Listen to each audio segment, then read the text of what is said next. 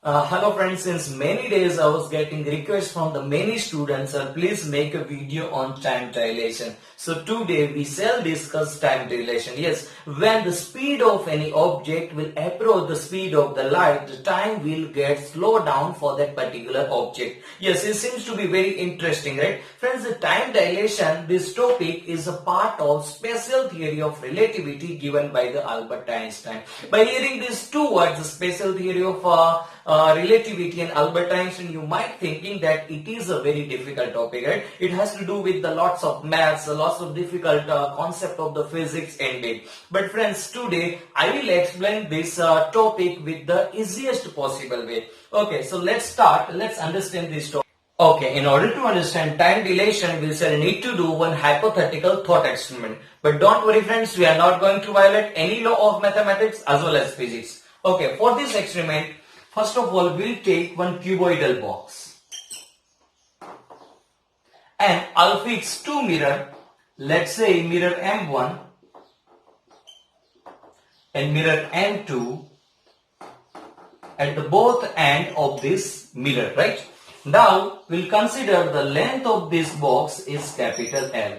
Now I'll also fix one device at mirror M1 which can generate the pulse of light, right? So friends, as this device will generate the pulse of light, obviously this pulse of light will strike to the mirror M1 and from that it will bounce back again to the M1, right? Now friends, I'll consider the time required to travel this pulse of light from M1 to M2 and M2 to M1 is capital T. Now friends, as you all know, formula of the speed is equal to distance by time, right? So I can say that T is equal to distance by speed. In our case, the time is capital T, right? And distance is obviously 2L because we have considered that it is a time required to travel this pulse of light from M1 to M1, that is 1L, and M2 to M1 another L, so L plus L, 2L.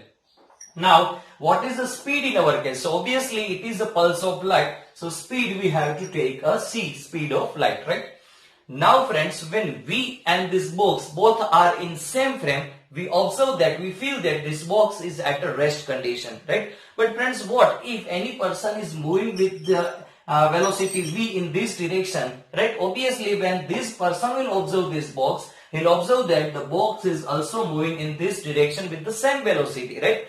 Friends, when we are traveling in the bike, we observe that the trees are moving in backward direction, right? So same thing, same concept will also apply over here, right? Now friends, I will take one particular case. Let's say case 1, right? So what is this case? This case that how much distance this box will travel when the pulse of light will move from M1 to M2, right? Let's say the small time t required to the pulse of light to travel from M1 to M2, right? So in this time, obviously the box will come somewhere here, right? I am talking about, right, with reference to the person who is moving with the velocity v, right? He'll observe that the box is come somewhere here after this time, right? The whole setup and whole things will remain as it is, right? It is just the perspective of this person. Mirror M1, M2, right? And whole things is remain as it is, right? Now friends, the question is that in this time, how much distance this box will travel? So obviously, it is a v into t, right? Now why it is v into t? Because distance is equal to speed into time. Here we have assumed that the velocity of this person is v and time is t, right? So meanwhile, when the person is moving in this direction, or we can say the box is moving in this direction, right? The pulse of light is also reached to the M2, right? Now friends, what is the distance between M1 and M2, right? So obviously here the time we have assumed that it is t and the speed of this pulse of light is c. So we'll get this distance M1, this distance between M1 and M2, it is a ct, right? When this person is moving in this direction with the velocity v, he will observe that the ray of light is just going in this direction, right? Now friends, this is the length of box, right? So here we get one triangle, right angle triangle. So for the sake of simplicity, let's give the name to the all of the vertices of this triangle ABC, right? Now friends, we'll use Pythagoras theorem for this geometry, right? So AC square is equal to AB square plus BC square, right? Now what is the AC square? Obviously it is CT, right? So it is CT the whole square. Now what is the AB square? It is a capital L. The length is not going to change no matter at what velocity the person will travel, right? And what is a BC? It is a VT. So here it is VT square, right? Now friends, as we are looking for the equation for the time, so I will make a subject to the T, right? Is equal to L square, right? Now from this equation, I'll make subject to the T square. So obviously it is L square upon C square minus V square. Now I'll take square root both of the side. So here also, now from the denominator I will take common to the C square, and as simultaneously I am also doing the square root both of sides. So C square becomes C and under root, right? 1 minus V square minus C square, right? Now we got a formula for the time, and what time it is? Time required to travel pulse of light from M1 to M2 with respect to the person who is moving with the velocity V, right? Now friends, as you know, this is actually the time required to complete the half journey to pulse of light, right? So if this pulse of light want to complete the full journey, right? So obviously it's required to exactly double time, right? So in order to get that time, I will multiply this equation with the 2, right?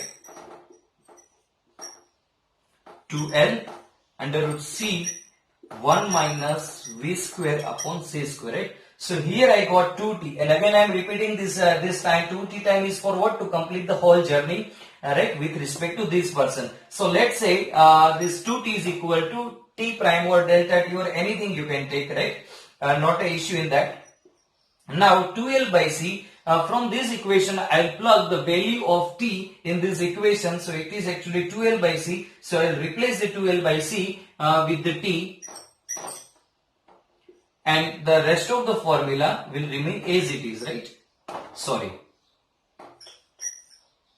1 minus V square upon C square. So here we got a formula of the time dilation, right? Once again, let me clarify that that both of the time is for what, right? This t prime is time required to complete the whole journey with respect to this person, and this capital T is also time required to complete the whole journey to pulse of light, but when the box is at rest condition, right? So here we got a formula of the time dilation, right? But I'm damn sure from the formula you might not get the proper idea or proper visualization or proper feeling of this topic, right? So in order to make you feel this topic properly, right, I will do one interesting changes in this box, right?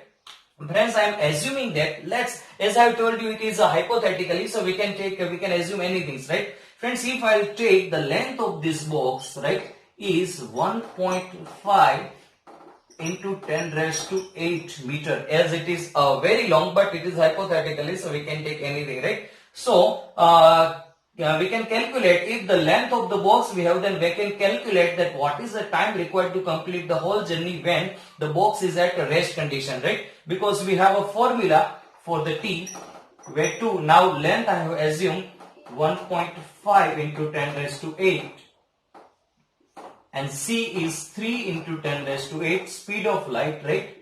So it's exactly 1 second, right? So when the length of box is 1.5 into 10 raised to 8 meter, right, the time required to complete the whole journey when box is at rest condition is 1 second. So now I will put t is equal to 1 second, right? So t prime as it is, t is equal to 1, right? This c should not here, because 2L by C I have take as a t, right?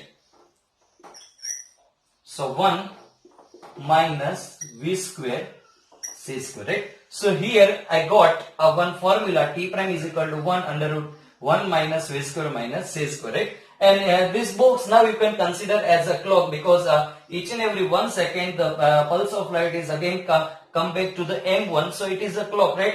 If I put one sensor here, then it will indicate when the light pulse of light will come back again to the M1 or beep or something kind. So in every 1 second, right, I'll hear that beep, right? But friends, question is the person who is moving with the velocity v, is he here the dip after every 1 second? Obviously not, right? So now let's check the what kind of changes will come in the time of a person who is moving with the velocity v. In order to understand that, let's take few hypothetical data, right? Let's assume that the person is moving with the velocity 300 meter per second, right? Friends, let me tell you, the speed of the jet is hardly 120 or 150 meter per second. So 300 meter per second is really big digit, right? But let's see that what kind of change will come, especially in time when the person is moving in this velocity, right? So I will plug these values in this equation, right? And value of the c is, as you know, 3 into 10 raised to 8 meter per second. Then the t prime I will get 1.00000000001, right? So now you can see the difference when the box is at rest condition, right? The time we are getting, that is a 1 second. Now the person who is moving with the velocity v at the 300 meter per second, although it is a very good speed, then also see the changes in time, it is 1 point, and this time you cannot even notice, or even we cannot measure it, right? So there is a very small or very tiny changes in times coming when a person is moving in this velocity, right? Now friends, what if we make any device or any jet or any vehicle, right, which is moving with the velocity 10 raised to 8 meter per second. So obviously it is very near to the speed of light, right? Now for this case, if you will plug this value in this equation, right, then the t prime you will get 1.06 second.